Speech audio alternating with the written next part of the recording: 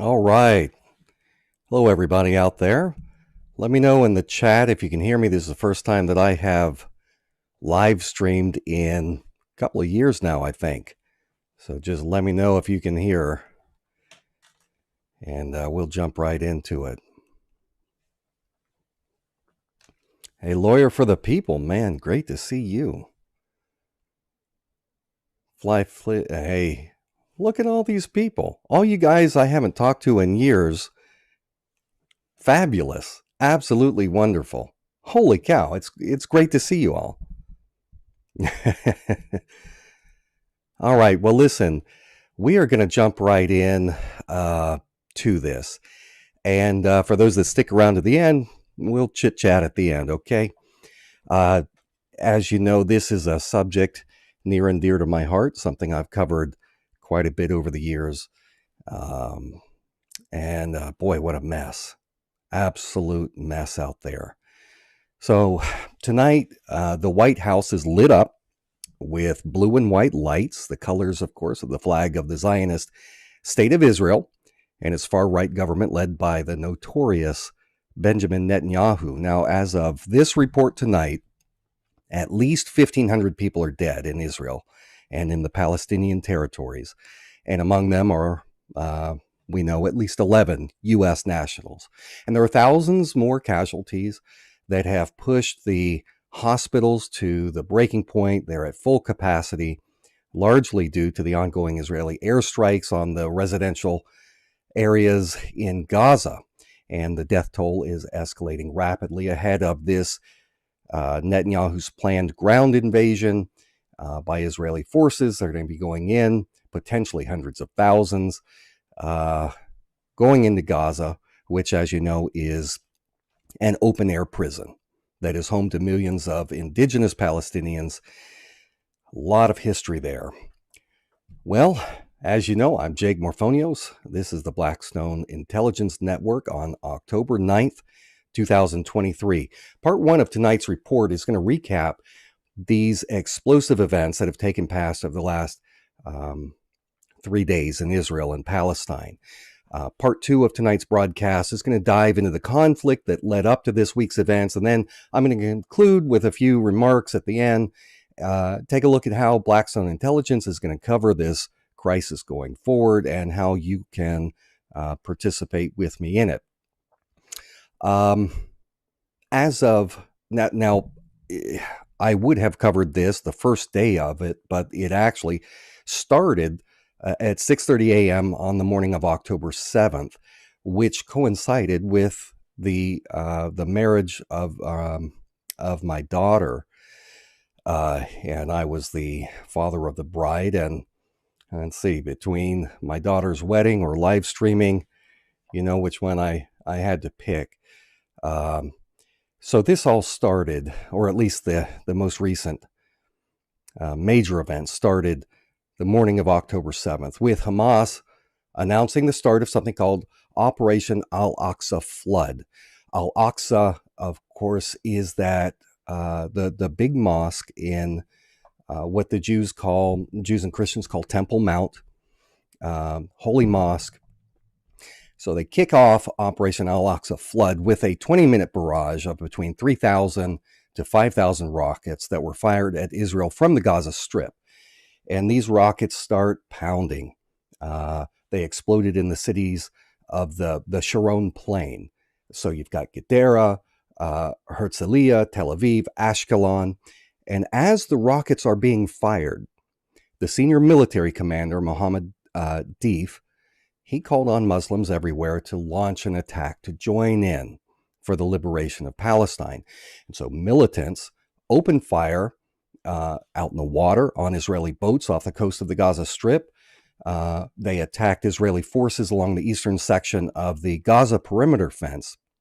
And there were other rocket barrages that took place later throughout the day into the night, targeting Sderot, Yavna, I don't know how you pronounce this one, Givatayim. There was Bat Yam that was hit, Bet Dagan, Rishon LeZion, Tel Aviv was hit again. And so these rocket attacks served as a strategic distraction for what the real attack was, and that was about 1,000 masked and heavily armed fighters from Gaza busted through Israel's security fences and through the checkpoints, and they entered into the nearby Israeli settlements. They attacked some of the military outposts. They brought in uh, bulldozers to help open up the fences, and flooding through, you've got pickup trucks, motorcycles. Out in the water, you have the speedboat attacks, and dramatically, the paragliders coming in from the air. Now, I will mention one thing, and this is pure speculation on my part, but I have seen this same sentiment expressed by Israeli Defense Force, former Israeli Defense Force soldiers in videos online. Maybe some of you have thought this as well. The mainstream media is calling this the greatest intelligence failure since 9/11. I don't see it that way.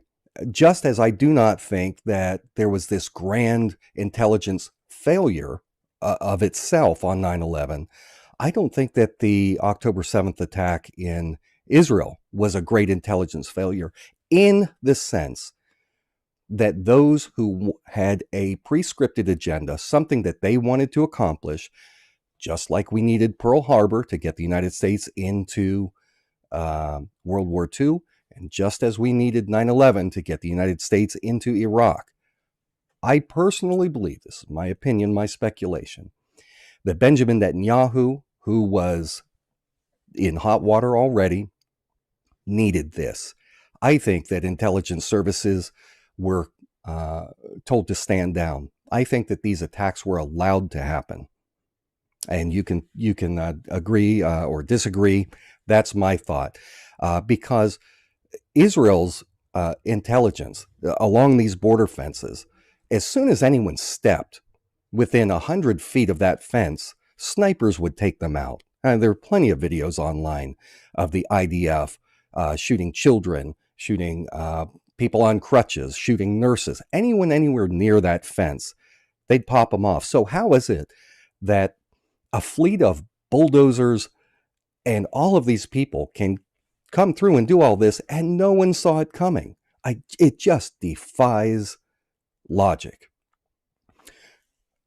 Be that as it may, fighters from multiple militant groups joined up with Hamas and aligned with them. They go in, and it is horrible. They start shooting Israeli citizens, civilians. They attack the soldiers, which I think are fair game. Quite quickly, an Israeli tank was destroyed. They set it on fire. IDF soldiers were taken captive. Multiple Israeli bases were overrun. They were seized by these Palestinian militants. And I'm sure you know that there was an outdoor music festival near Re'im in southern Israel, which was the site of an especially gruesome massacre that left hundreds of partygoers dead. Motorcycles carrying militants come buzzing in, gunning down civilians. They later some of the civilians that were hiding under their vehicles playing dead were shot and killed. A lot of these people were taken hostage. And as of this report, at least, nearly 750 of these attendees are still missing, presumed to be kidnapped. We don't know for sure, at least some of them.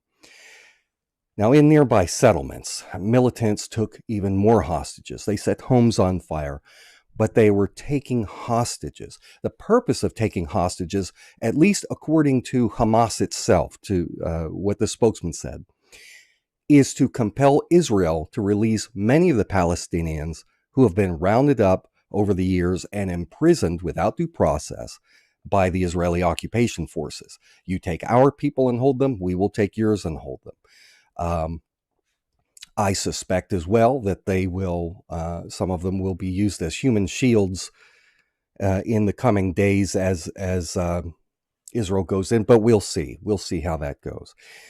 So this bold incursion into Israel, once you have the rocket barrage, this next phase, they called it Operation Al-Aqsa Storm.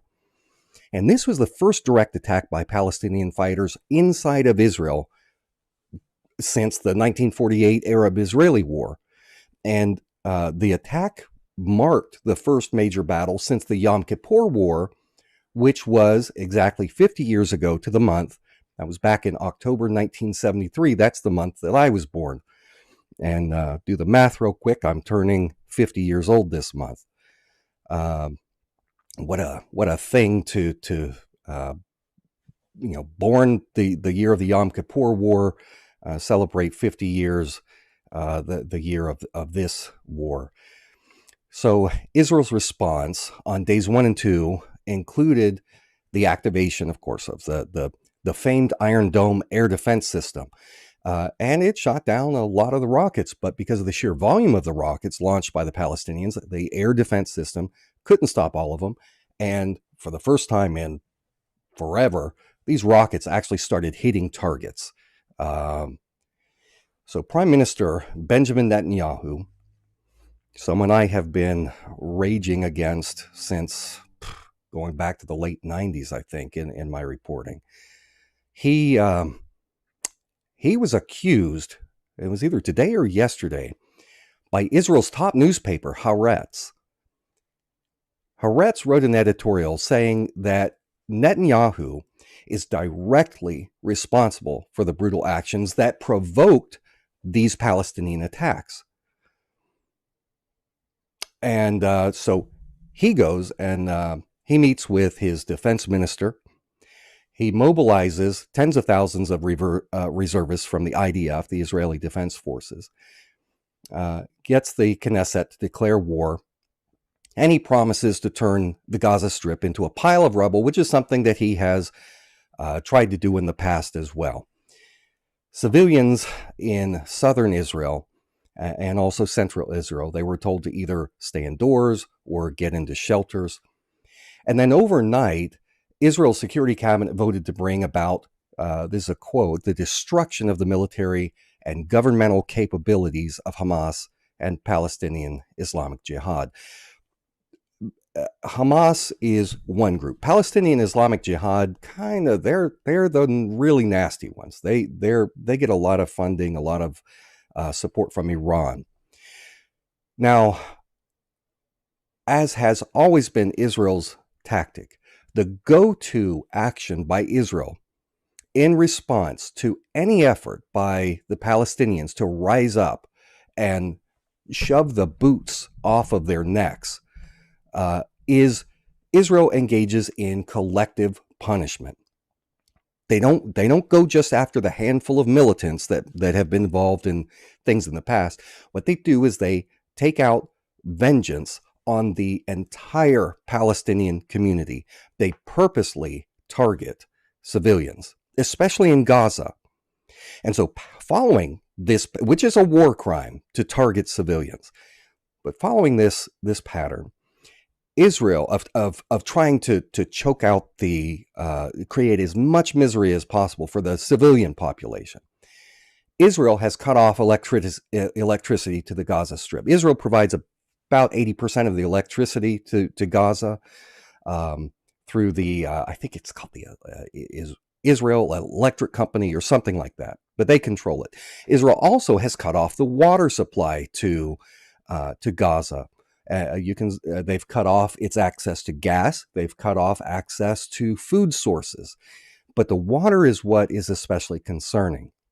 When I was in Palestine, as you travel around, you see something strange. Sometimes there would be a group of Palestinian homes over here, and then not far away, Jewish homes, Israeli homes. But the difference was, on top of the Palestinian homes, they often had these big cisterns, these big water barrels. And I asked a guide about that, and he said, oh, well, that's because Israel controls the water supply of the Palestinians, and they ration it. They give them very little water. There are some days when they only have 4 hours of water, other days where there's virtually no water. And so during the days that they're allowed to have water, what the Palestinians do is try and fill up their water barrels so that in the days when the water is cut off or restricted, they still have access to some water. So it's always, I mean, who the hell does that to another people? Well, Israel, that's who. But So I saw this all over the place. But now Israel has cut off the water to them. So you've got millions of people in the Gaza Strip with water cut off. How many days can you go without water? These are not just militants. These are not fighters. These are not terrorists who are suffering. These are millions of civilians who have nothing to do with any of this. These are, and the population, because of the high rate of death, of killing of men in Gaza by Israel, there's an exceptionally large number of children as part of the demographic. There's a disproportionate number of children to adults. And so you have hundreds of thousands of children in Gaza who are now cut off from water. That's a war crime, right? So the IDF was sent in, their fighter jets were sent in. They began striking Hamas military compounds and operational command centers. Now, I think that's fair in a time of war. What Hamas has done is pretty brutal toward the Israelis. And so I can understand attacking the military outposts, the compounds, and so forth. But Israel never restricts itself to attacking military targets. True to its past behavior, Israel has gone in and has been attacking civilian targets like hospitals. Multiple hospitals have been attacked by Israeli airstrikes. Ambulance drivers have been killed. Nurses have been killed. Other rescue and medical personnel have been killed. Who does that? You know, the reason in World War II and ever since then that paramedics or rescue vehicles have the big red cross or the red crescent on their vehicles is to identify them as being non-combatant rescue personnel so that you do not target it. Neither side attacks the other side's rescue personnel.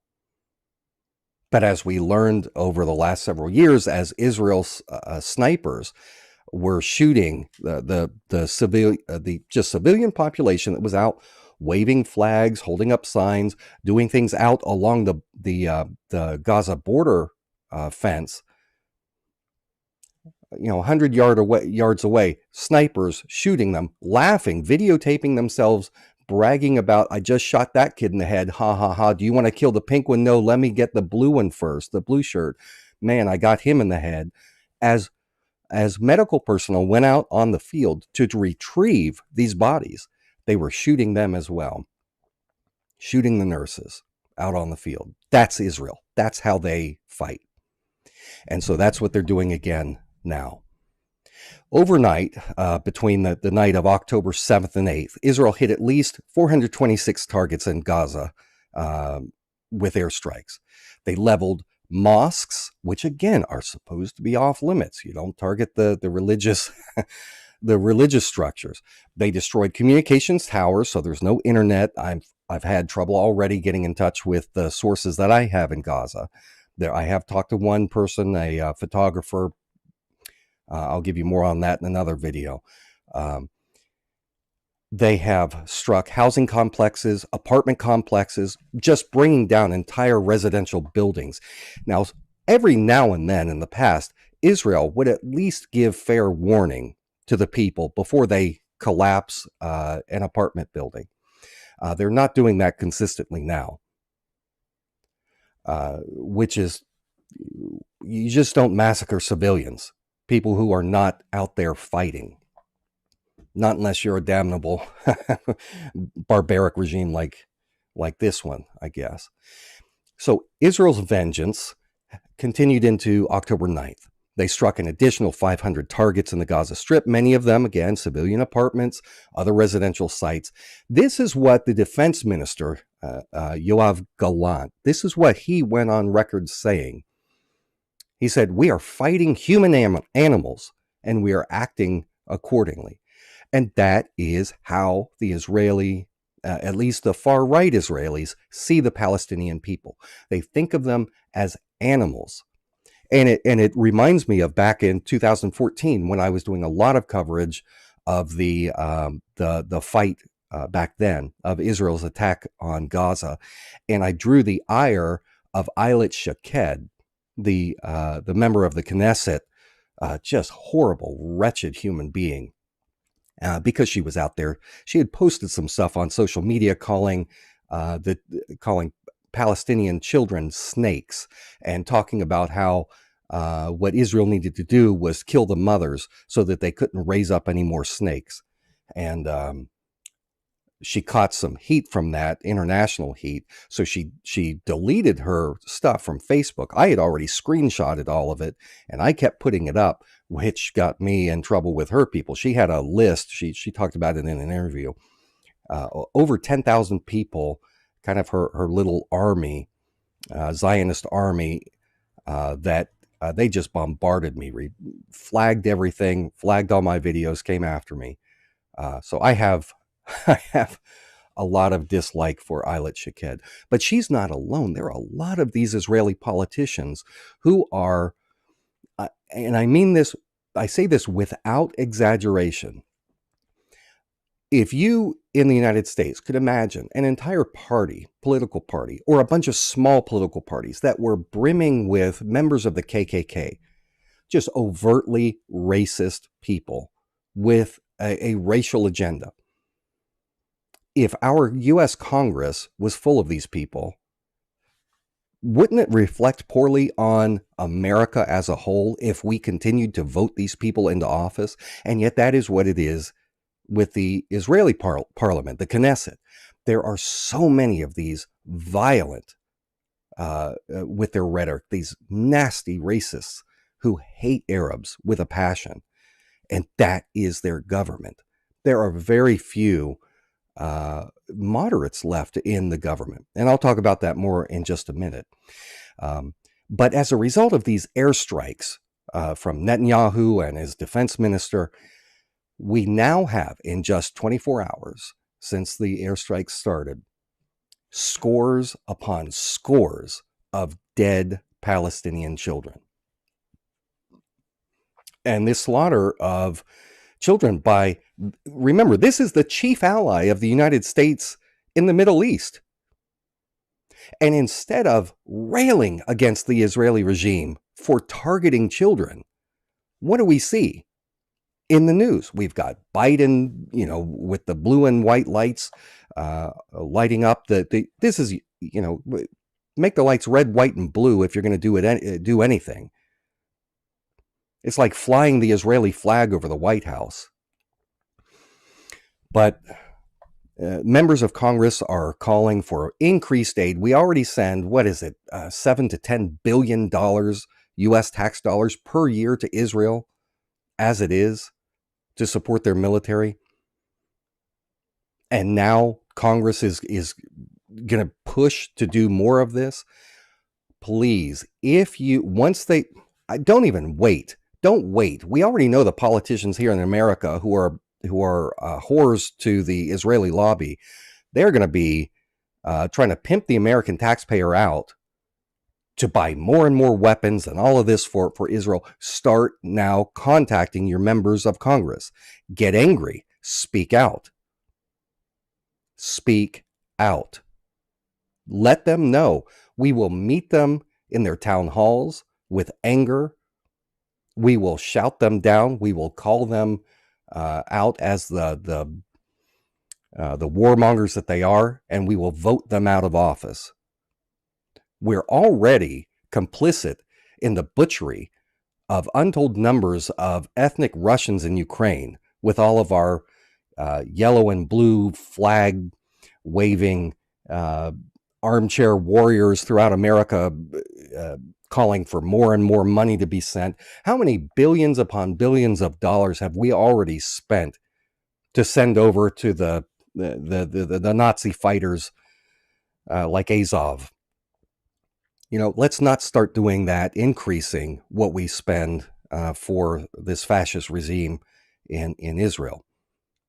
I've seen pictures, and heaven help you if you go and you look at these pictures of these dead children being pulled out of the rubble. It is traumatizing. It is horrible what Israel is doing. They say, oh, Hamas, they're terrorists. And I agree that when you go and you target children, either side, anyone who targets children, there is no excuse, there's no justification. You cannot do that. No matter how just your cause may be, you do not target children. But they're calling Hamas terrorists for what they've done. Where are the people in America? Where are the people in the U.S. Congress calling out Israel, which is supposed to be a civilized government, for targeting children? Human Rights Watch, which is an international organization, they have released a statement today calling Israel's newest attacks on civilians abhorrent, and they have petitioned the International Criminal Court to deem Israel's actions as war crimes, and they are. Now, is this going to draw to a close anytime soon? No, it's not. The fighting has unfortunately just begun. Israel is preparing to send a wave of potentially hundreds of thousands of soldiers on the ground into one of the most densely packed cities in the world. These people are largely disarmed. The common people don't have guns. It is going to be shooting fish in a barrel, just like it was back during the Gaza war in 2014. There will be thousands of Palestinian deaths before Israel and its primary backer, the United States of America, are done slaughtering the children of Gaza. So I keep mentioning 2014. I reported extensively on this back then. This was some of my earlier Blackstone work. Actually, back then it was called End Times News Report. The IDF was targeting children's schools. They were hitting homes. They were hitting hospitals. They killed about 1,500 civilians in 2 months. In 2 months, 1,500 civilians. And I think throughout the entire 2 months, there was something like 2 Israelis that were killed. The disproportionate nature of Israeli military actions is world renowned. You kill one of theirs, they will kill 30 of yours. So these people that they slaughtered in 2014, they had nothing to do with any kind of militant activity. And so this is what I mean when I say that Israel has a pattern of collective punishment. And back then, the United Nations investigated Israel's actions. And this is what a report that they published said, is that the extent of the devastation and human suffering in Gaza was unprecedented. And nearly every large human rights organization in the world united together to condemn Israel's actions as war crimes. But did anything change? Obviously not. That is the problem. Nothing changes. The United Nations rattles its, tisk tisk, that's bad, Israel. Human Rights Watch, Amnesty International, they publish their reports. This is genocide, this is a war crime. And Israel, why would they have to change? Why would they need to do anything? They are never held to account. They never are held to account. That's the problem. That's why the Palestinian people who I met and spent time with all over, lots of different people, farmers, politicians, academics, they all said the same thing to me, and that is, we don't hate Israelis. We don't hate the Israeli people.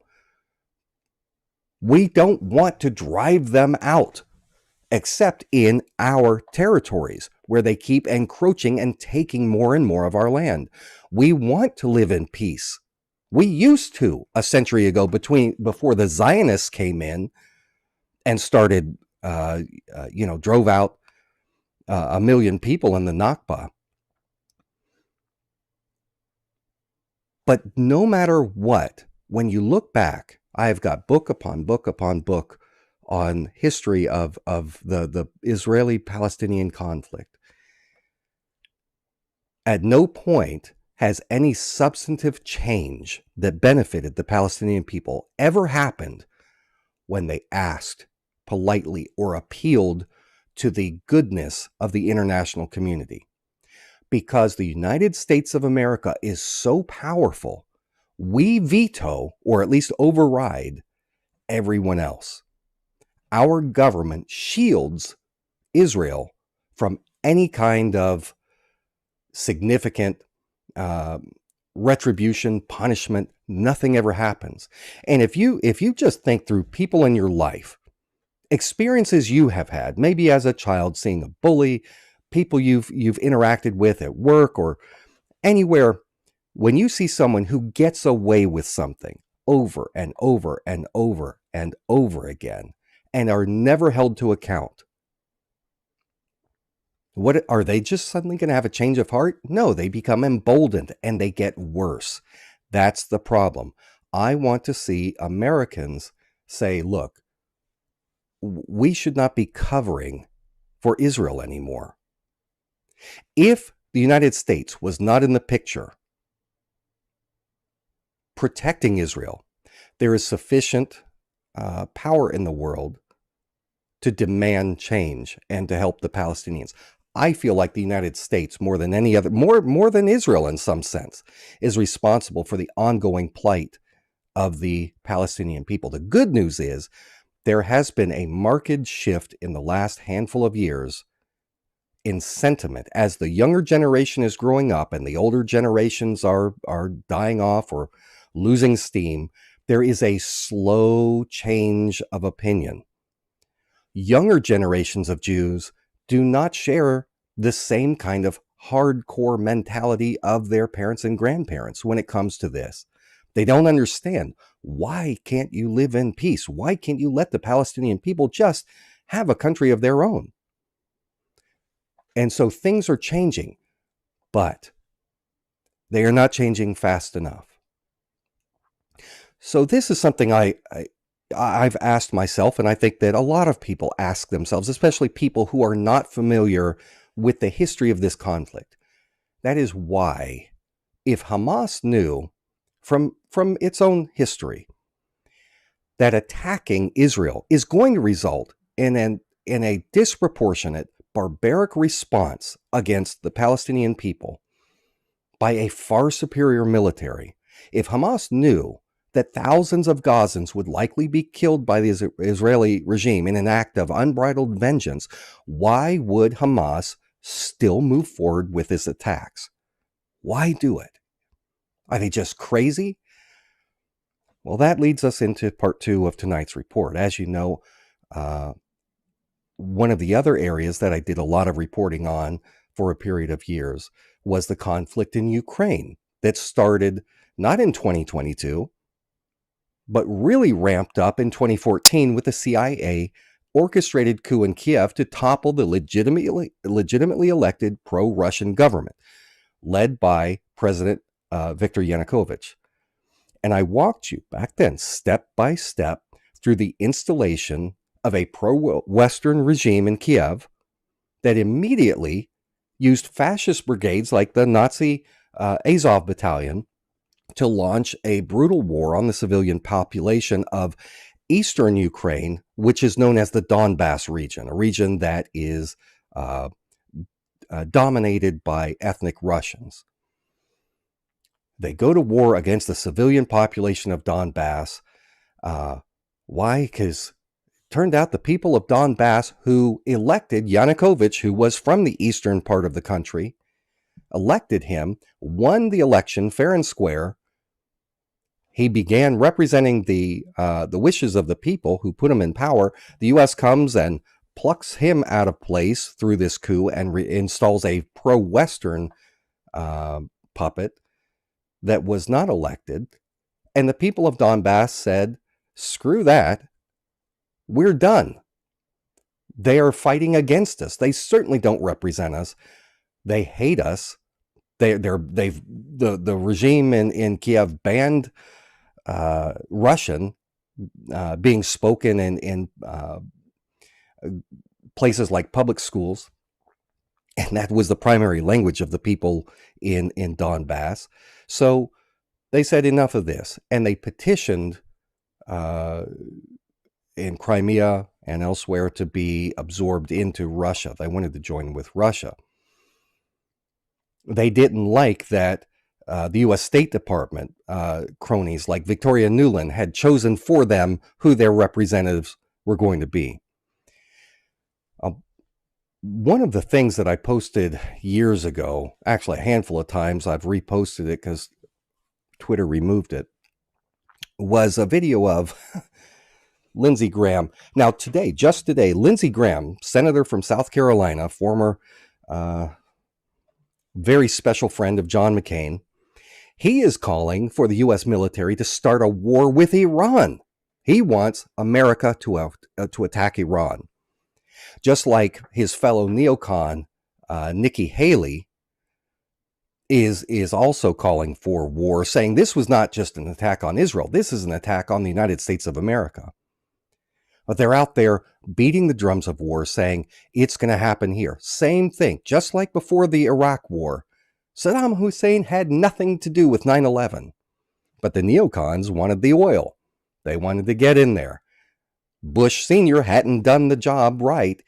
He went in there on behalf of U.S. oil corporations, protected the Saudi oil, went in, driving Saddam back from Kuwait, and captured a lot of territory there, but didn't finish the job, didn't knock off Saddam Hussein. Turned out back in the 80s, the Reagan administration under Donald Rumsfeld had provided a lot of biological weapons to Saddam Hussein in his fight against Iran. We were using Iraq as a proxy against Iran in that bloody 8-year war that killed over 1 million people.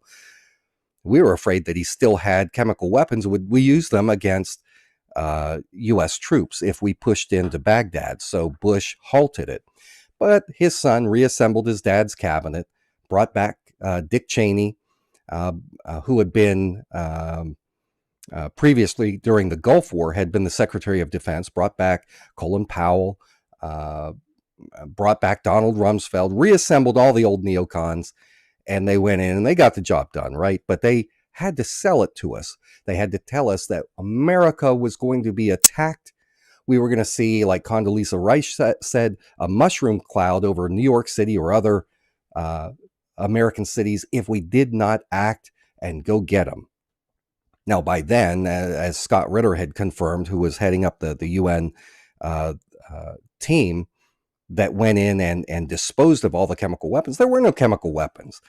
And Saddam certainly didn't have any nuclear weapons. They lied to us. The U.S. government lied to you. They lied to me. They lied to you.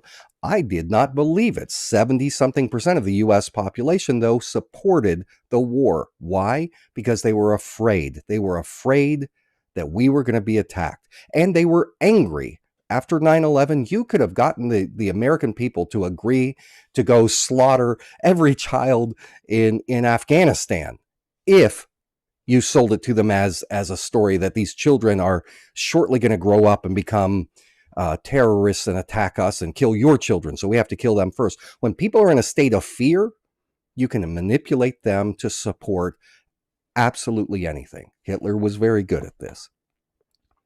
So here we've got Hitler Jr., Senator Lindsey Graham, calling for us to go to war with Iran. This is the same man who traveled to Ukraine with warmonger John McCain back in the years before Russia's 2022 operation. He openly encouraged Ukraine to ramp up attacks against ethnic Russians and Russian interests. But did you hear that last year when Putin attacked Ukraine? Did the U.S. media talk about Lindsey Graham being there in 2017 with John McCain, with I think it was Amy Klobuchar, Senator Klobuchar, pushing the Ukrainians to attack Russia and Russian interests in Ukraine, ethnic Russians? Don't you think that if Americans had been told by CNN or even Fox News, which was largely silent on it as well, if the mainstream media had said, look, there's more to this story, and it's our journalistic obligation to give you the facts and let you decide for yourself. And so here's the background. Here is what preceded Russia's invasion in 2022. Here's video of Lindsey Graham calling on Ukraine to continue attacking and ramp up their attacks. Don't you think that the American people, at least a portion of the American people, would have been slower to put the little, what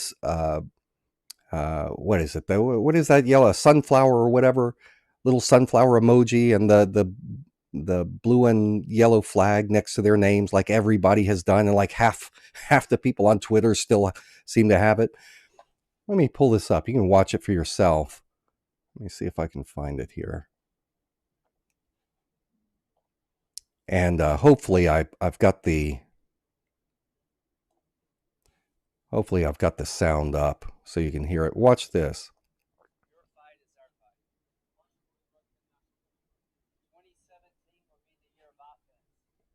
Sorry, I think maybe that the sound is off on that. Give me 1 second. Tell me in the chat, is the sound on or no for this video?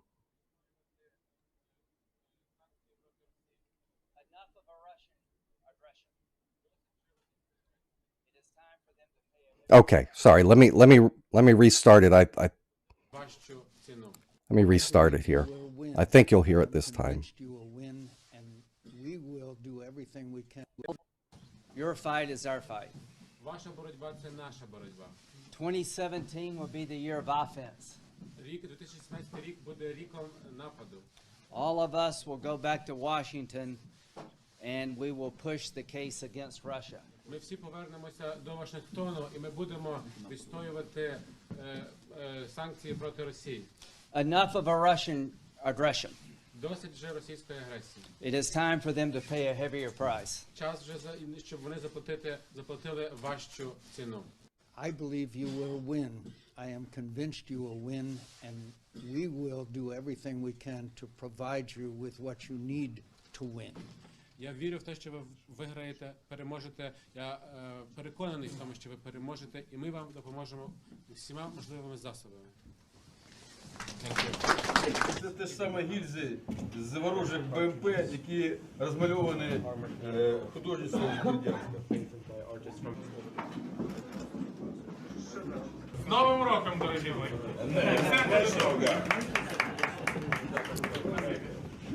Okay, so you've got the members of the U.S. Senate in 26. This was in 2016.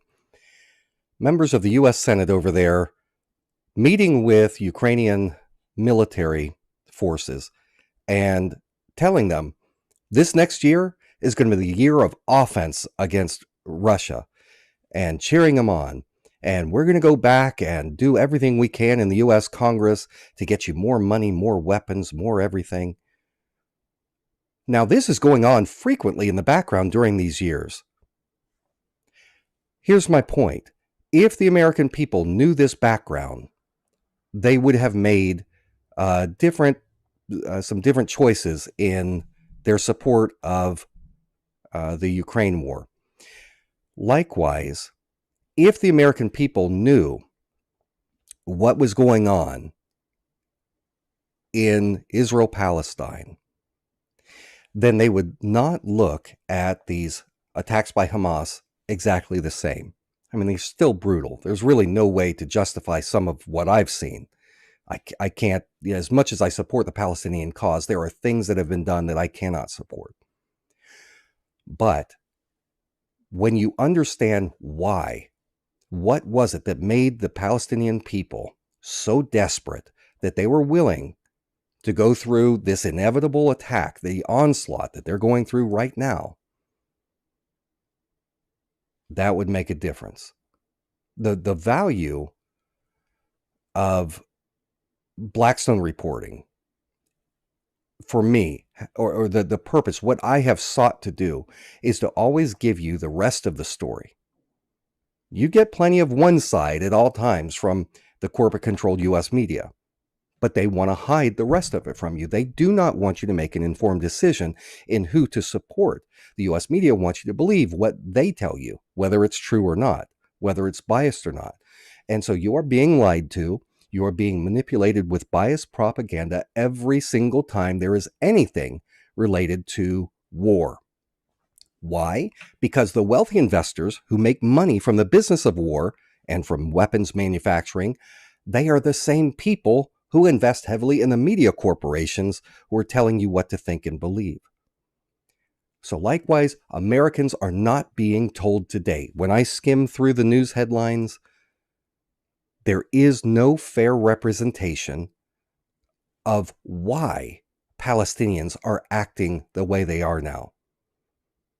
Why? What provoked Hamas and its allied groups to take such drastic actions despite knowing what they're going to do? So the story of what has precipitated all this is far too long, far too complex to cover in this report tonight. So I'm going to give you a brief overview now and continue to discuss the information in subsequent reports, at least until the powers that be cut off my voice and ban me from social media, which is something they have done more than once in the past. If you don't believe me, on Twitter, I used to have about 30,000 followers on Twitter, X, I guess it's called now, at Morphonios. And because of my Ukraine reporting, they throttled my account. It's still there. It has deleted a lot of followers, about 7,000 followers. But I started just recently. I started posting to a side account, which you'll see these links down there. Blackstone Intel, with only 300 something followers on it, and I get more views with 300 followers on that account than I do the one with 25,000. So, by the way, follow me if you're on Twitter. Follow me on both those accounts, Morphonios and at Blackstone Intel. Rather than start with my personal perspective here, let me go into the words of Haaretz. Haaretz is the longest running newspaper in Israel, also one of the largest. Let me read what they say about Benjamin Netanyahu and about this conflict. The disaster, and this is from their editors. The disaster that befell Israel on the holiday of Simchat Torah is the clear responsibility of one person, Benjamin Netanyahu, the prime minister who has prided himself on his vast political experience and irreplaceable wisdom in security matters, completely failed to identify the dangers he was consciously leading Israel into when establishing a government of annexation and dispossession, when appointing Bezalel Smotrich and Itamar Ben-Gvir to key positions, while embracing a foreign policy that openly ignored the existence and rights of Palestinians. After his victory in the last election, he replaced this caution with the policy of, quote, fully right government. And I'm skipping around here. Netanyahu also shaped the policy embraced by the short-lived government of change led by Naftali Bennett and Yair Lapid, a multidimensional effort to crush the Palestinian national movement in both its wings, in Gaza and the West Bank, at a price that would seem acceptable to the Israeli public. After his victory in the last election, he replaced this caution with a policy of, quote, a fully right government with overt steps to annex the West Bank, to carry out ethnic cleansing in parts of the Oslo-defined Area C, including the Hebron Hills and the Jordan Valley. So far, what the editors of Haaretz are saying is, when Netanyahu came to power, what he did was he brought in a far-right government. They were going to try and stop him from getting elected, from being able to form a coalition government and gain power. So what Netanyahu did was he took these crazy extremists and said, back me for prime minister, and I will put you in the top ranks of power, and you and your extremist policies will become the policy of the Israeli government. And that included the annexation of the West Bank. In case you don't know, Palestinians today live in two parts. You've got the West Bank on the west side of the Jordan, parts of East Jerusalem, and then you've got, separated from them over on the coast, the Gaza Strip. So they're talking about annexing all of the West Bank. This also included a massive expansion of settlements and bolstering of the Jewish presence on Temple Mount near the Al-Aqsa Mosque, as well as boasts of an impending peace deal with the Saudis in which the Palestinians would get nothing, with open talk of a second Nakba in his governing coalition. The phrase Nakba is the great catastrophe. This is kind of like the Jews refer to the Holocaust, right? The Palestinians refer to the Nakba. The Nakba is in 1948 when the terrorist groups leading Israel went around and drove Palestinians out of over 500 villages and towns, sent them into fleeing into places like refugee camps in Syria and Egypt and elsewhere. That's the Nakba, and took their lands, went in and took their lands. As expected, signs of an outbreak of hostilities began in the West Bank, where Palestinians started feeling the heavier hand of the Israeli occupier. Hamas exploited the opportunity in order to launch its surprise attack on Saturday. Above all, the danger looming over Israel in recent years has never been fully realized. A prime minister indicted in 3 corruption cases, Netanyahu, cannot look after state affairs, as national interests will necessarily be subordinate to extricating him from a possible conviction and jail time. This was the reason for establishing this horrific coalition and the judicial coup advanced by Netanyahu, and for the enfeeblement of top army and intelligence officers who were perceived as political opponents. The price was paid by the victims of the invasion in the western Negev. Okay, so that's Haaretz. That's the top newspaper in Israel.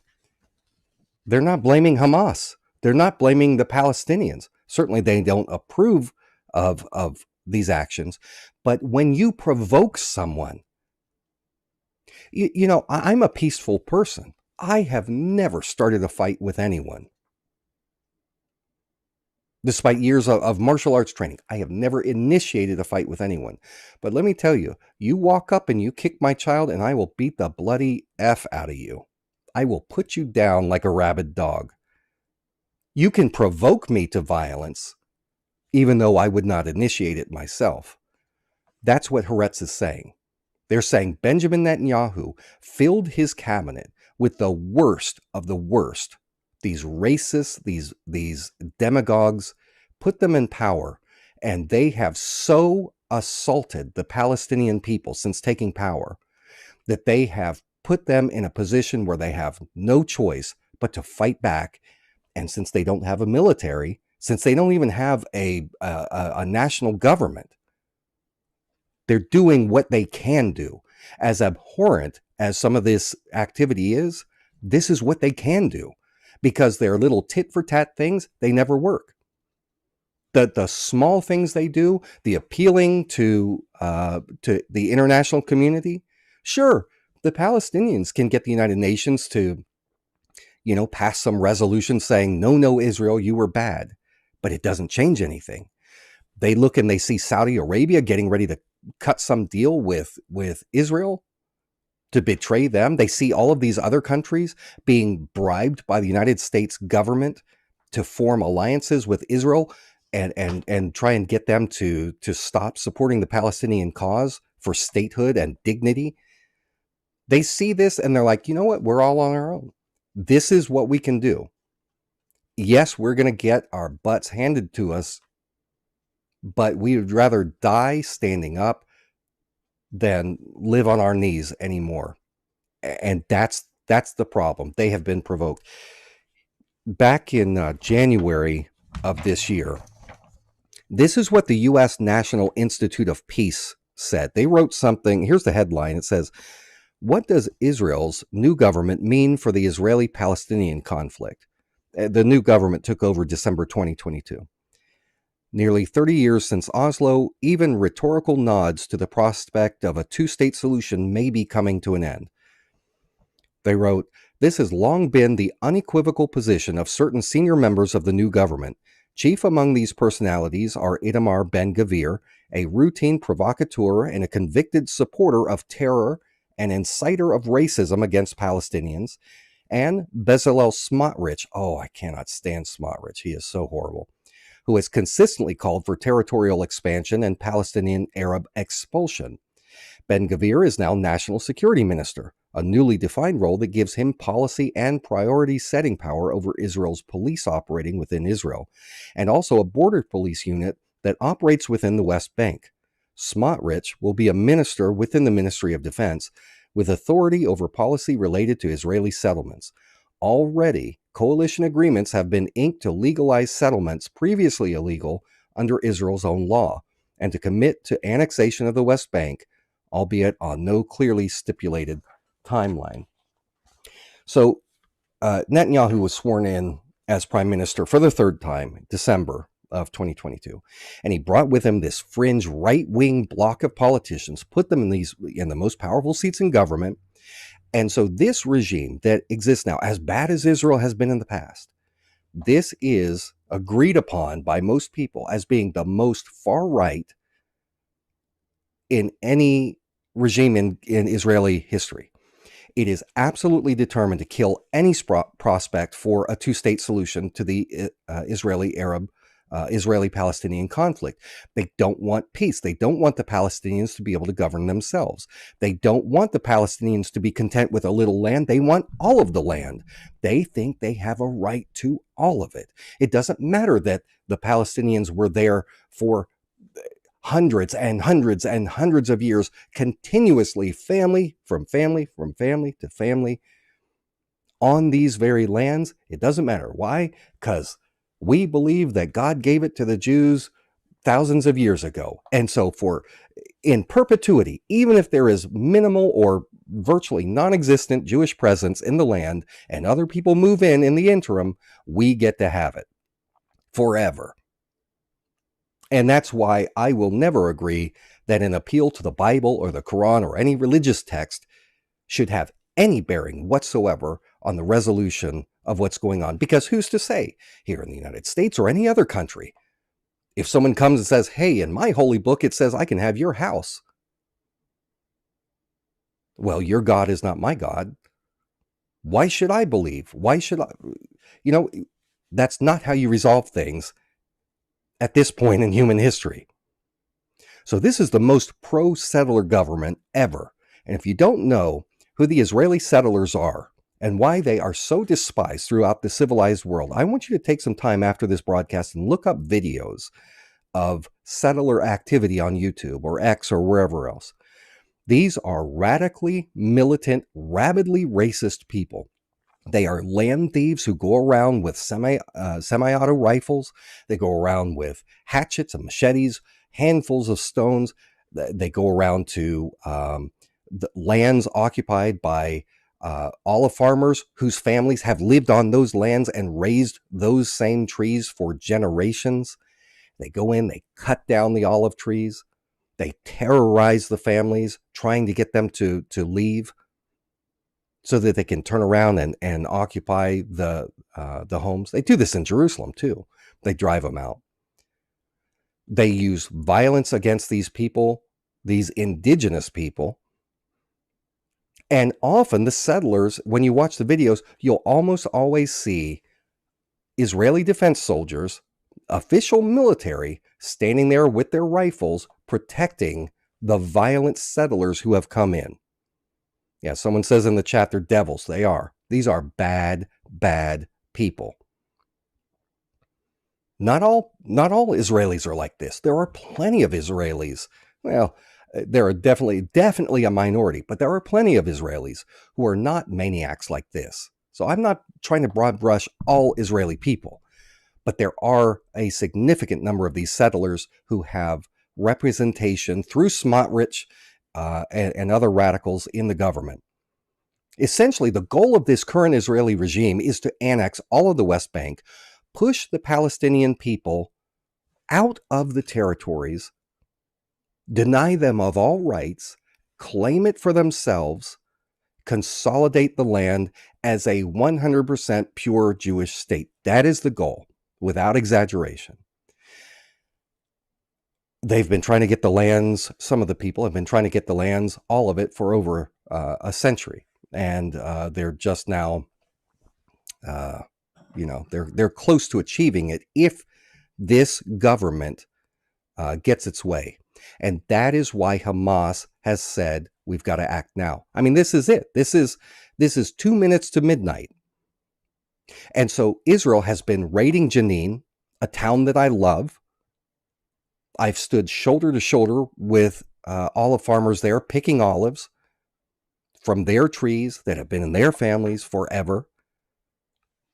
I rode with them to the local olive press where they put their olives in, watched them harvest the olive oil. I've got Palestinian oil. I drink out of ceramic mugs, handmade stuff from Palestine.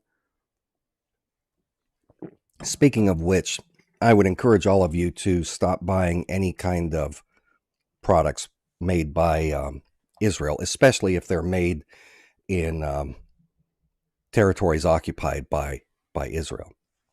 Buy Palestinian products when you can. So the settlers have been rampaging for months through the West Bank. They've been torching homes, they've been destroying cars, they've been assaulting the residents, killing people, and the violence by Israel directed at Palestinians. It's been going on for a long time, but it is a statistical fact, just based on the numbers, that the violence, the killing, the deaths of Palestinian civilians has reached the highest level this year out of the last 2 decades. So it is really bad over there. The people are desperate. They are tired of it. No one is coming to their aid. Israel, throughout this year, has been launching airstrikes on the Gaza Strip. They've been doing it since May. They have killed women. They have killed children. This year, international human rights groups have condemned them. In the past, I've shared with you reports from human rights groups that have done studies in Gaza because of all the violence there. And the studies have revealed that 80% of the children in Gaza suffer from some form of post-traumatic stress disorder because of the nonstop Israeli aggression, the violence. Nearly every child in Gaza has either lost a family member or a friend to violence or imprisonment. There is no group of people on earth that I know of who are being subjected to more violence all the time than the Palestinian people. So, as I've said in the past, I don't condone Palestinian violence against Israeli civilians. 2 wrongs do not make a right. But I have watched, I've even participated in efforts for many years to secure better conditions for these oppressed people. At no point have their peaceful pleas resulted in any significant improvement in their condition. At no point has it stopped Israeli violence. At no point has it moved them closer to achieving their own state. I want you to imagine if you and your family were being terrorized, how many decades of peaceful resistance going utterly ignored by the rest of the world would it take you before you felt that, I don't know, maybe responding in kind with violence against your oppressors and their civilian population is the right thing to do? What if it was the lifeless body of your little child that you pulled out of the rubble because Israel comes and blows up your apartment complex? What would you do? What would you do? And that's my question that I want to ask of every American out there talking about how we've got to wipe Gaza off the map. Put yourself in their shoes. What would you do? I know what I would do, and it would not be a path of peace as much as I want peace. So while I hope for a swift, peaceful resolution of this conflict, I know that's not realistic. It's not going to happen. Not anytime soon. What I want to see is for the international community to rise up in solidarity and demand the removal, first of all, demand the removal of the butcher Benjamin Netanyahu, the absolute removal of his extremist apartheid regime from power. And I want to see, in this moment when so much is happening, for the international community to rally in support of Palestinian statehood. The time has come. So in conclusion, as you know, I've not made a Blackstone video in years. I've been doing private work.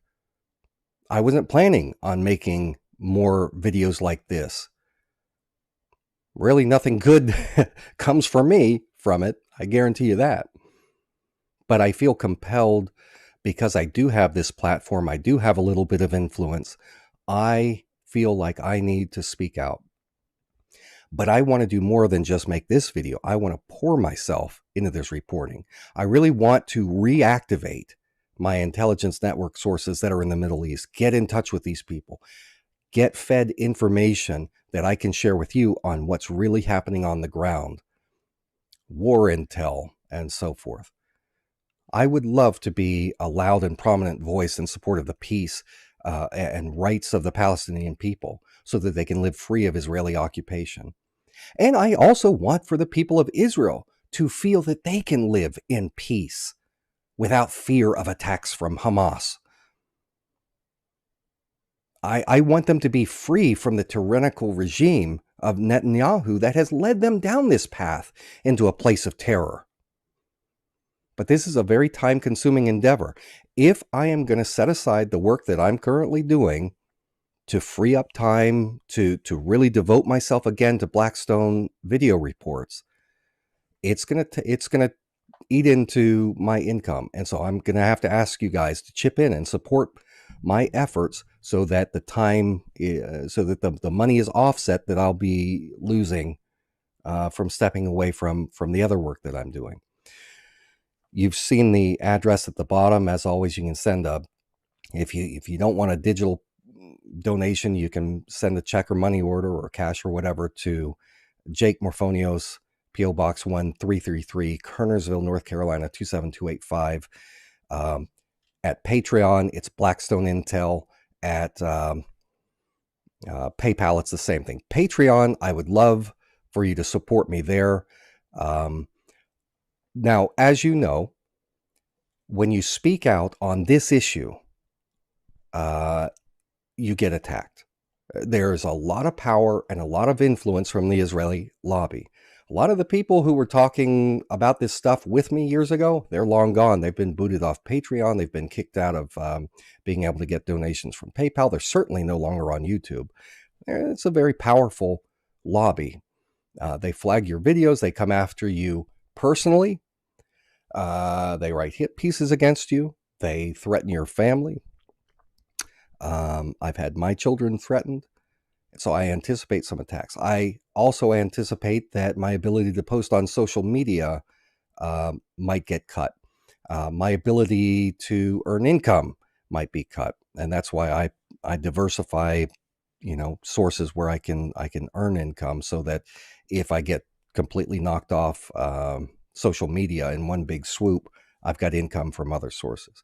So I'm going to start posting if I see, because I don't know, I haven't even paid attention to how many people have watched this live stream, and I don't know how many people are going to be watching it after I'm done.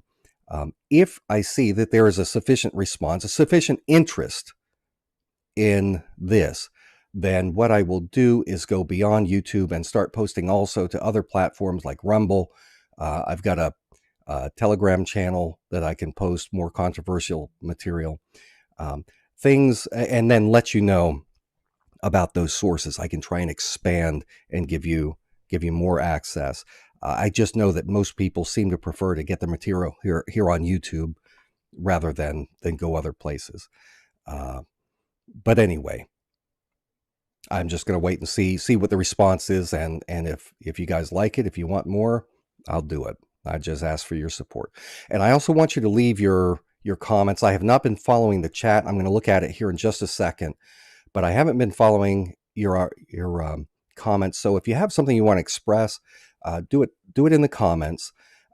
Lastly, due to this heavy suppression against my channel on YouTube and on Twitter, I ask that you direct people to my material, because YouTube isn't, they will not share my stuff outside of, well, you know what, even if you're a subscriber, the odds of you getting my new videos in your feed are virtually zero unless you have clicked the bell icon so that you get notifications. And even then, You'll probably just have to keep checking back to see if there's anything new. I hear from you all the time in social media that you haven't seen my stuff in years. And even though I haven't been posting videos, I have been doing plenty of stuff on social media. It just, you won't find it unless you go looking for it. What I have to report is going to displease certain people who would prefer that you guys all remain ignorant, docile sheep who are not allowed to consider alternative viewpoints and make up your own minds. So, like I said, the time has come for the people of Palestine to finally be free from Zionist oppression. And I hope you'll stand shoulder to shoulder with me in that effort. Thanks for watching. I'm going to take a second here, look over at the chat, and maybe, what is it, 11:13 according to my watch. Let me take about 10 to 15 minutes, look at your stuff here with you, and then I'm going to wrap it up and be done for the night. American Taliban says, no matter what happens, you'll go down as a martyr for speaking the truth. The martyrs are the successful ones. I told my wife earlier tonight when I was saying, I'm thinking about doing a YouTube video. And she gave me that look and I said, you know what? This could be talking about this issue at this time of controversy, especially if I'm not brown-nosing Israel. This could very well be the thing that finally gets me kicked off YouTube once and for all. But you know what? If it is, I can't think of any better cause, any better issue to result in my expulsion. I would rather the channel go down, get removed because of that, because I took a stand for what I believed was right, to stand for oppressed people, than to remain silent because I'm afraid they're going to, delete me from social media. Risha K. Metter, awesome info, Jay. Look forward to hearing from you more often. Thank you to Katie Cat. Who else has been helping? Squirrel and Wesson. Yes, sir. And earlier on, I know we had Lawyer for the People in here. Thank you to you guys who helped to moderate. You know who says, JQ are doing justice to all peace-loving people by speaking the truth. Yeah, Wood says, if the channel's deleted, you went out swinging in the right direction. Damn straight. That's right.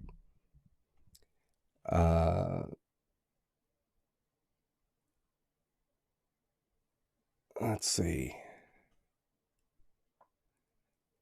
Yeah, some of these things over the last handful of hours, things are unfolding so fast over there. There's a lot that I haven't seen in the last handful of hours. Itzhak says, make a podcast, please. I'll tell you what, I will make, I used to do a small podcast. I'll go back to it if I find that there's sufficient interest. And I hate to sound like such a dork about this, but I'm providing for my family. When I used to do Blackstone videos, this consumed the majority of my time. This was my full-time job. I wouldn't mind going back to it, even though I'm, quite certain it wouldn't last for a real long time before they'd get rid of me. In the intervening time, I had the Jake 333 channel, which is what I used to live stream from, because the Blackstone channel is so suppressed. But I found just recently, when I came back and was looking at my channels, all of my channels, even ones that have nothing to do with Blackstone, I've got about 6 different YouTube channels. Every single one of them have been demonetized, and there's some label on them about how, because they were something else via my Blackstone channel, basically because I have the same IP address or whatever, they just demonetized everything. So I don't get any money from any of my channels, like ASMR channel, all the stuff that I've been getting money from for years. You get nothing from that. And as you know, I don't hate Jewish people. I'm not extreme, but it doesn't matter. It doesn't matter. They don't care. Social media will pull you. They equate you, just like Just like in social media, if you're like, I kind of understand why Putin is doing what he's doing. What does that mean? Oh, you're a Nazi. Despite the fact that the exact opposite is the case, and that it's the people supporting Ukraine that are, implicitly supporting Nazi activity. They don't care about truth or reality. It's just, do you agree with the corporate media propaganda or not? If you go along with it, fine. If not, you get targeted. And my channel, the people on my channel, I have always loved that you guys care about the truth. It's always been nice to see. My mouse has died on me. Oh, there it goes.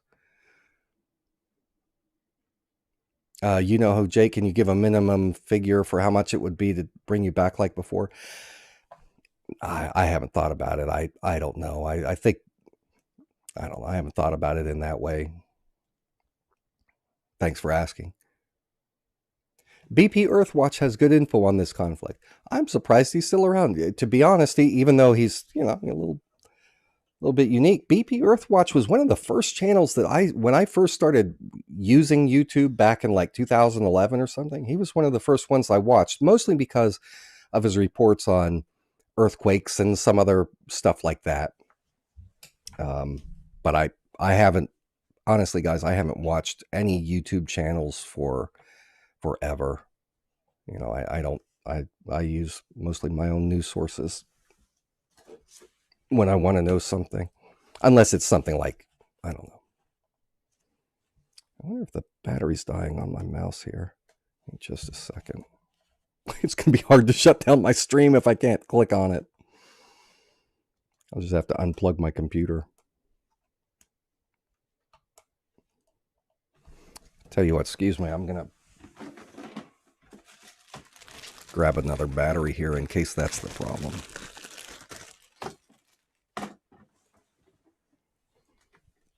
I've got my mouse here.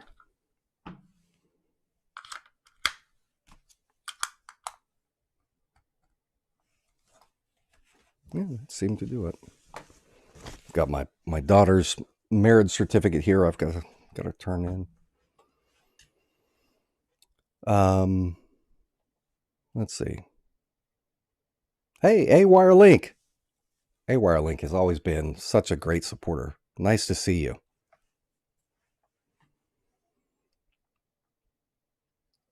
Chuck Jake, what do you think about Pastor Chuck Baldwin of Liberty Fellowship in Montana? I haven't talked to Chuck in years. I mean, I'm talking about like 2004, I think. So actually, I don't know what he's doing now, or so I can't comment on it. I know who you're talking about. I know Chuck from back then, but we haven't talked in forever. Yes, the wife and kids are doing great. All the family is doing well. My daughters turned 3. My twin daughters turned 3 years old in August, and they are the cutest, sweetest little things in the world. Little redheaded, strawberry blonde, redhead girls. They were flower girls in the wedding over the weekend. So stinking cute. Yeah, I've got my Palestinian flag behind me. Yeah.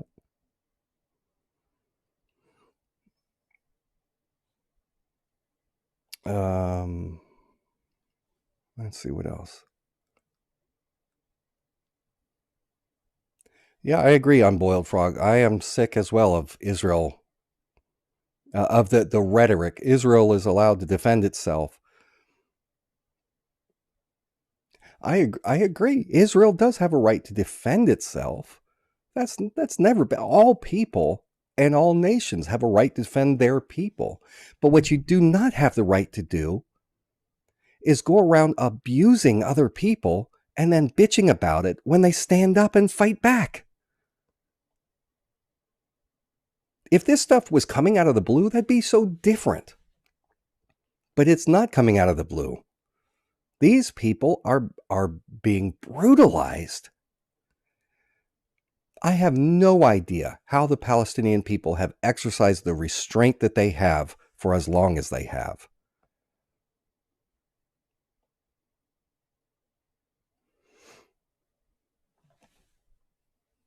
Michaela Coleman, you've been gone a long time. Did they threaten you because you were talking a lot about the Vegas topic? Well, I mean that's not the only reason, but that was a big part of why I stepped away from doing the public work,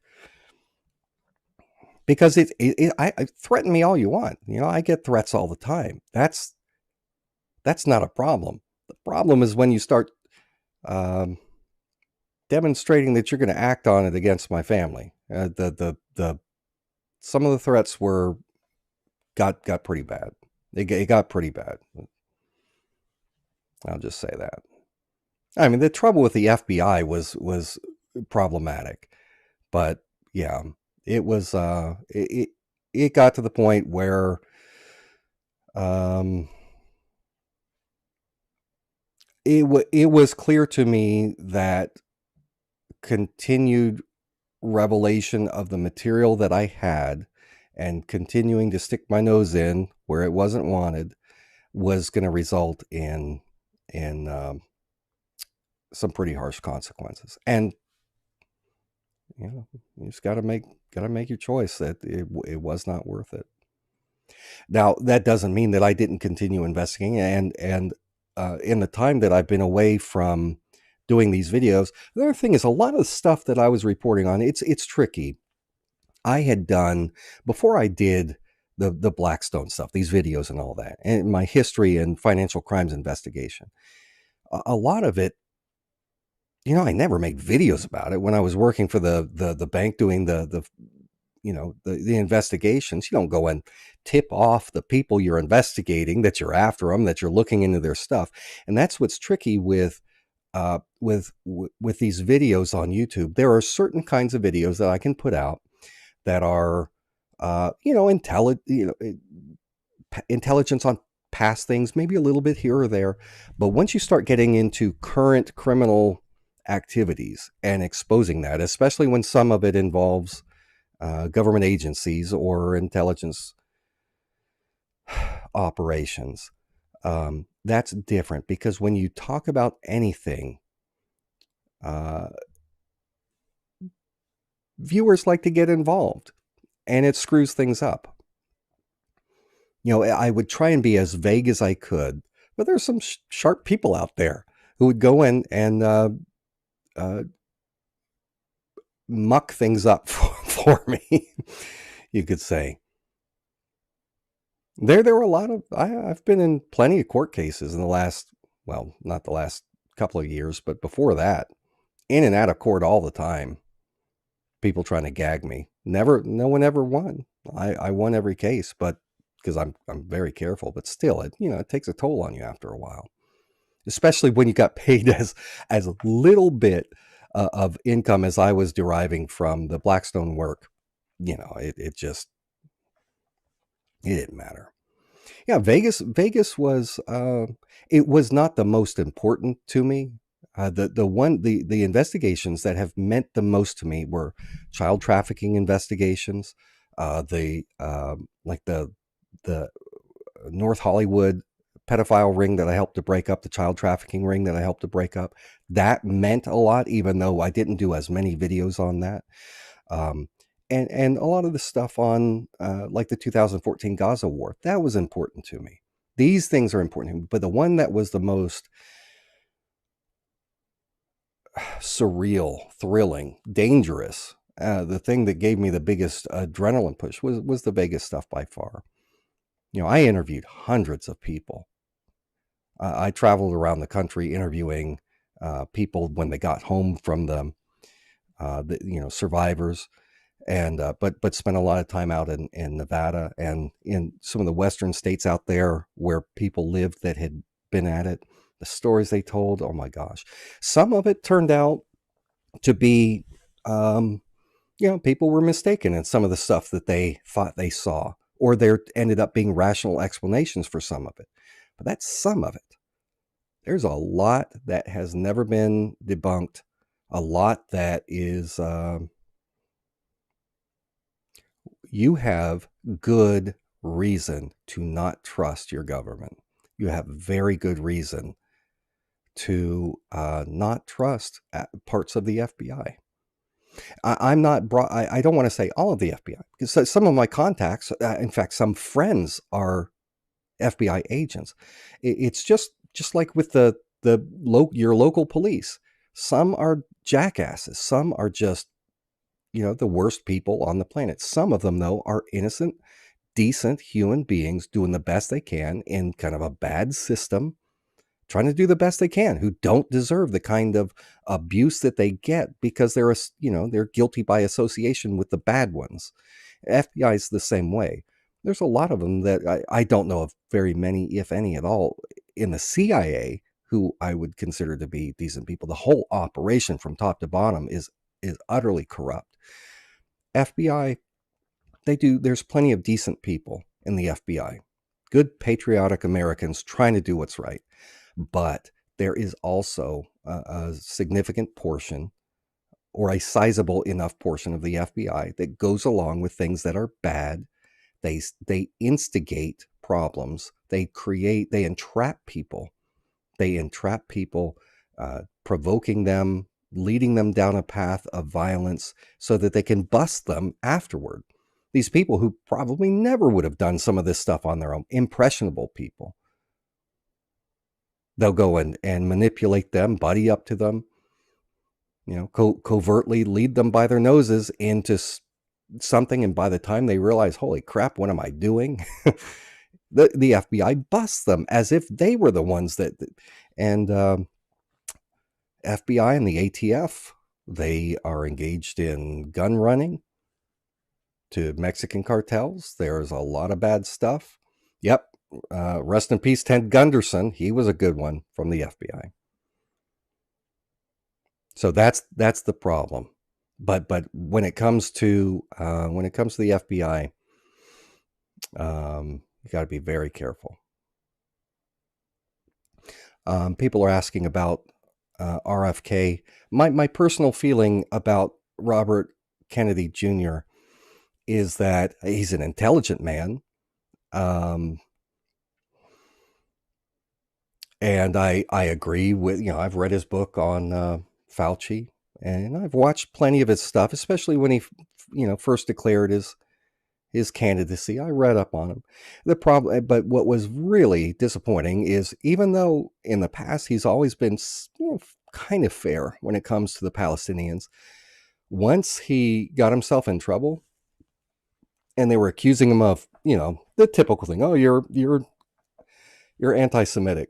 Oh, he started kissing Israel's ring and speaking out against the Palestinians and calling, I think I did see a little bit of Jimmy Dore.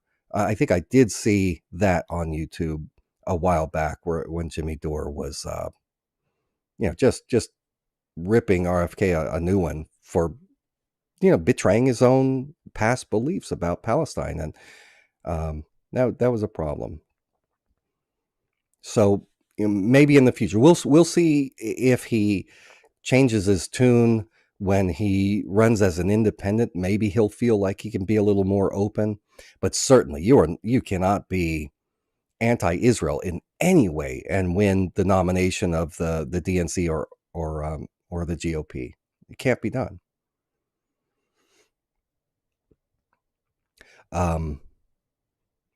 As far as what I've been doing, when I stopped doing the public videos, I just increased the amount of private work that I was doing. When it came to this, I did work for, I won't drop names. I mean, it's private, private business, but doing investigative work for different people with international interests and some things like that. And, I got paid off and on doing that. I did a couple small cases, a missing persons case. I think I even did one. That was more of a favor for someone, catching someone cheating. but that's why I never became a private detective. I just, that you spend a lot of your time following people around and getting dirt, and that's not my thing. I don't like that kind of stuff. Good Shorts says, what about the attack on the music festival? I don't know if you're talking about the one in Israel or the Route 92 with Vegas. I'm not sure which one you're referring to. Yep, I'm alive and well. My latest hobby has been hiking, lots of hiking here in North Carolina. Take my son with me. We hike all over the place. I really enjoy it. Spend time at the gym.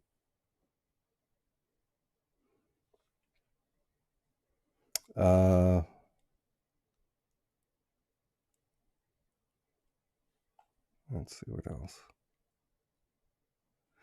Well, I don't know. Unless there's anything else significant, I'll probably go ahead and wrap it up.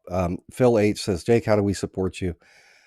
I don't know if anyone can put it in the chat. Let me see.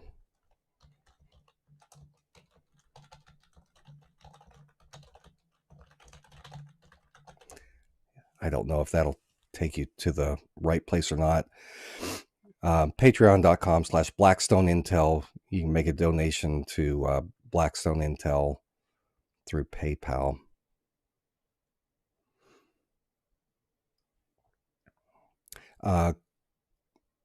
Coralialism. Why do you side with the Palestinians? In a nutshell, I think what it is well, I didn't start out years ago. I was anti-Palestinian. This is before YouTube, but I was very active on message boards back then. It was mostly through writing, and I sided with Israel all the time. But I was only getting my information from Western news. At the time, I was really big into Holy Land history. I was very, very interested in the history of the Holy Land. And my problem was my perspective was formed based on one side of the information. It was not balanced. I did not want to hear the perspective from the other side because why? They were wrong. Why do I want to hear from the people that I know are wrong? And I think it was after Rachel Corrie, just a young girl activist from the USA, went over and she stood in front of an Israeli bulldozer that was trying to run over some Palestinian homes, and Israel just ran her down, broke her back, killed her. And at first I mocked her, like, you know what, dummy, get out of the way of the bulldozer. You got what you deserved. That was how I saw it. But afterward, I was like, Jake, that's not you. That's not, you're not like, why was she doing this? And I got studying. And as I studied and looked at a balance of sources, I saw, holy crap, I have been so wrong in my assessment of this situation.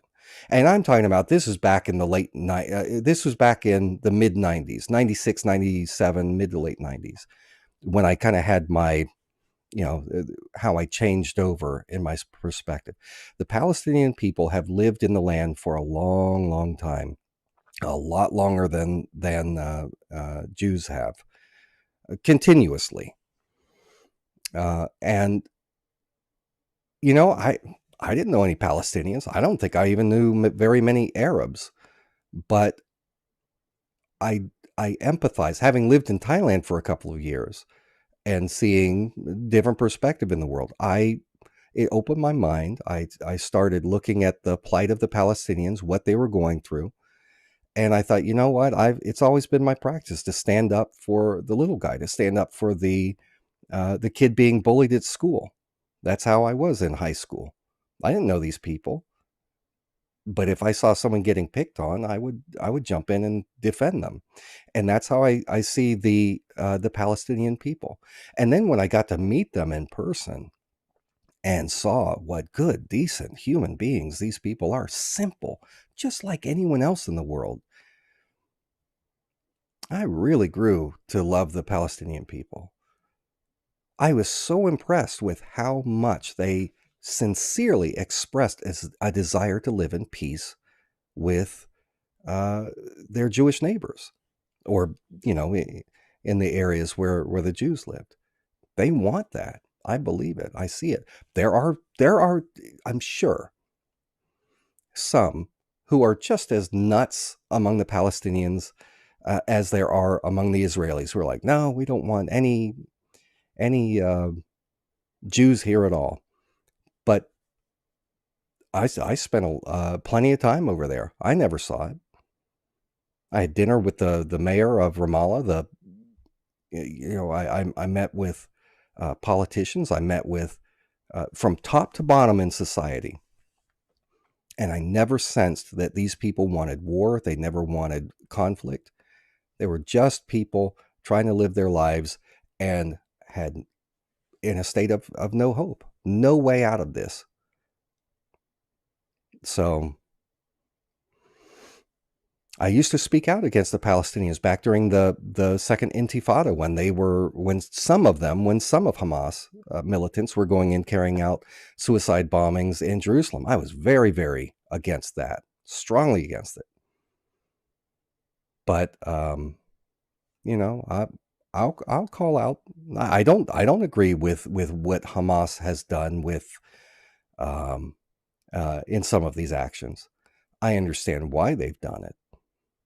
I understand how they feel hopeless, and that they think that by doing back to Israelis what the Israelis have been doing to them for so long is the right thing. But doesn't mean that I agree. I'm a very, very pacifist person. I don't believe in violence. I do believe strongly in the right to self-defense, though.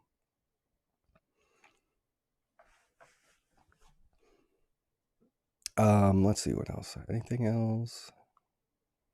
What are my thoughts on the Ukraine-Russia war? Who's winning? I just want to hear it from you. Also, what do you think about Trump?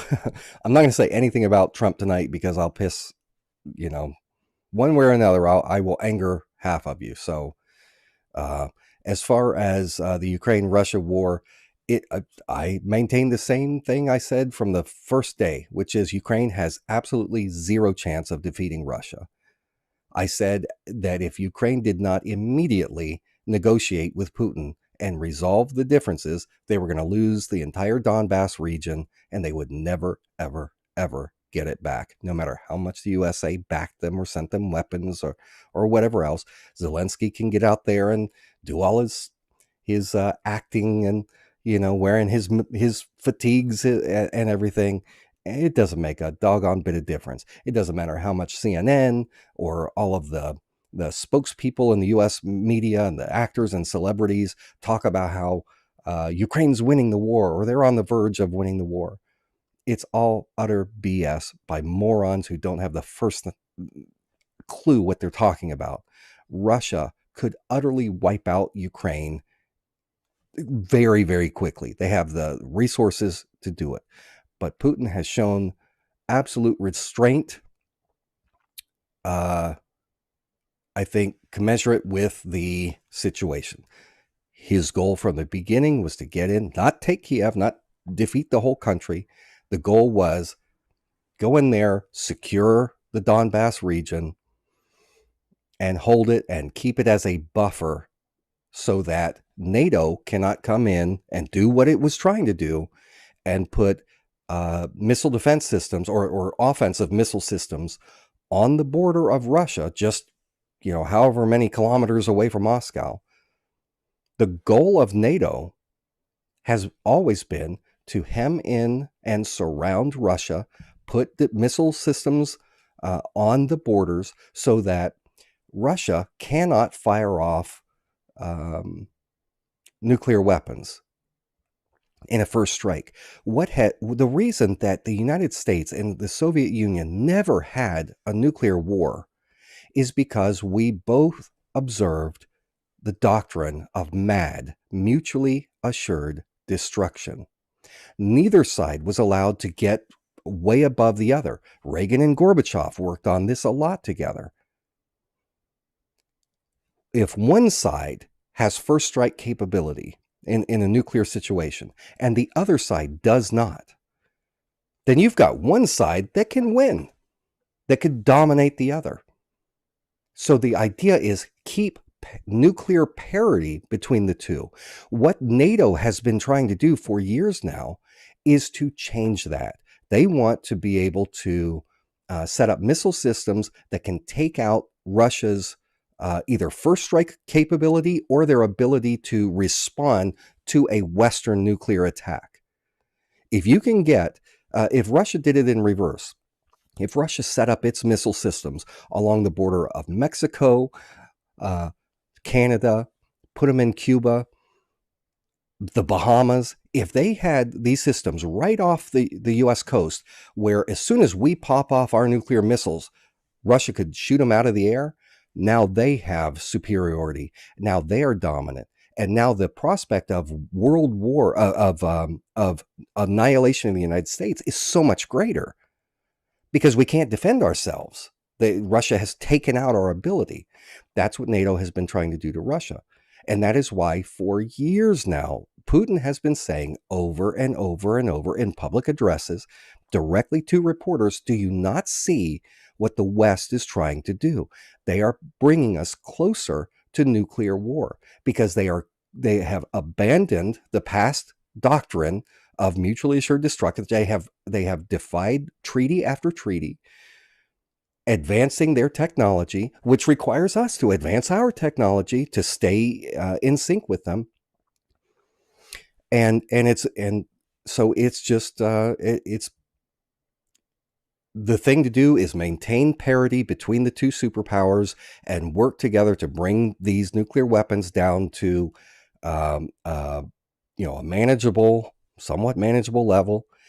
Stop any new nations from getting nuclear weapons if we can.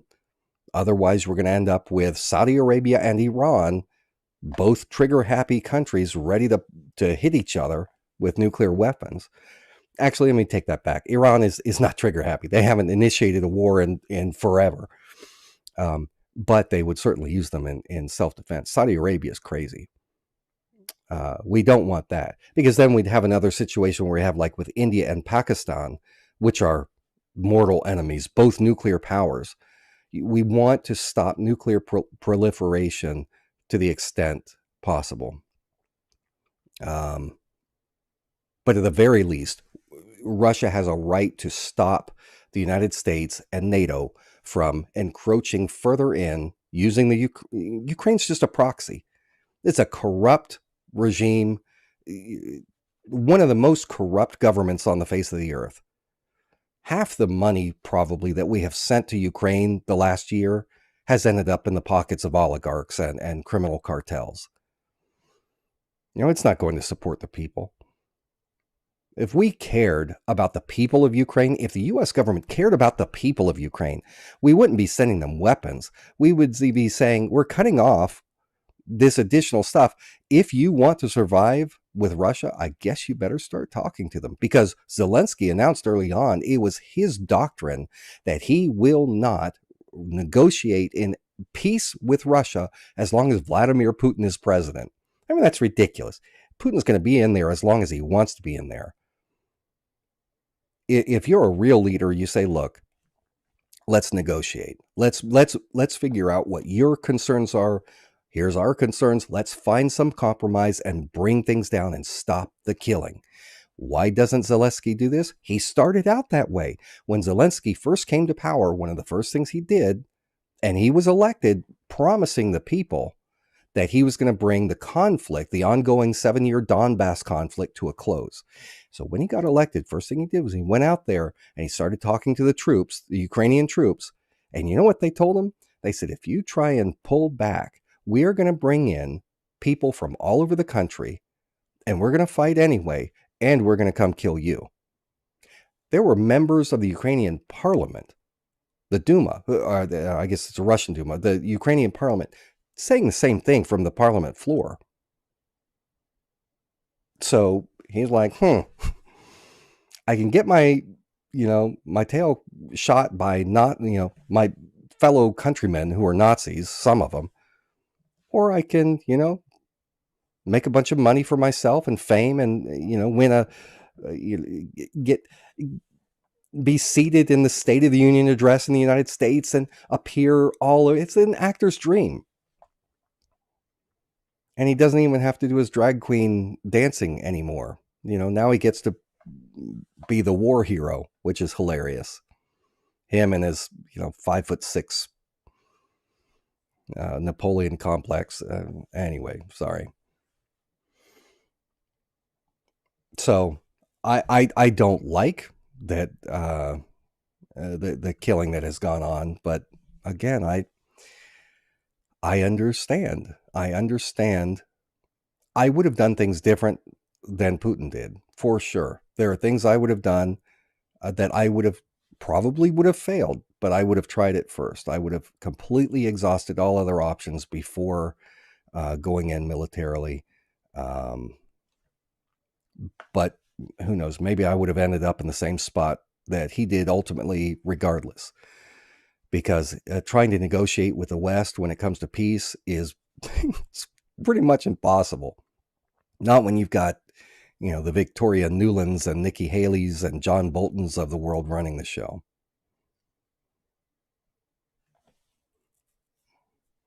Am I going to start reading books anytime soon since I'm back? I don't know if you mean like read for the camera, read excerpts.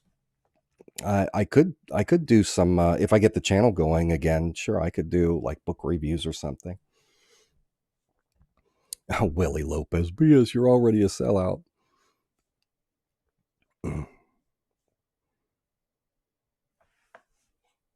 Yeah, Zelensky had no experience of politics. He has no skill whatsoever as a politician. He's a puppet. That's all he is. All right, guys. Well, listen, I've rambled on long enough. I'm gonna close it up for now. I appreciate that you joined in.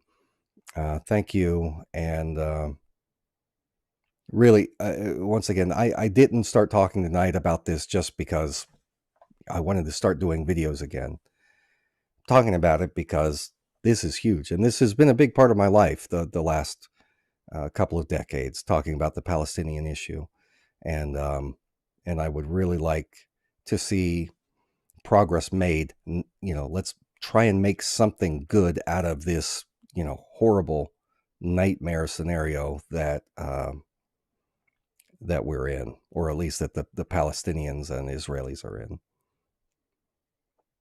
Thank you, everybody. I appreciate you, and hope you'll share this video once it's live on the channel. And I'll try and get a new one up in the next day or two. Thank you so much, guys. Have a great night.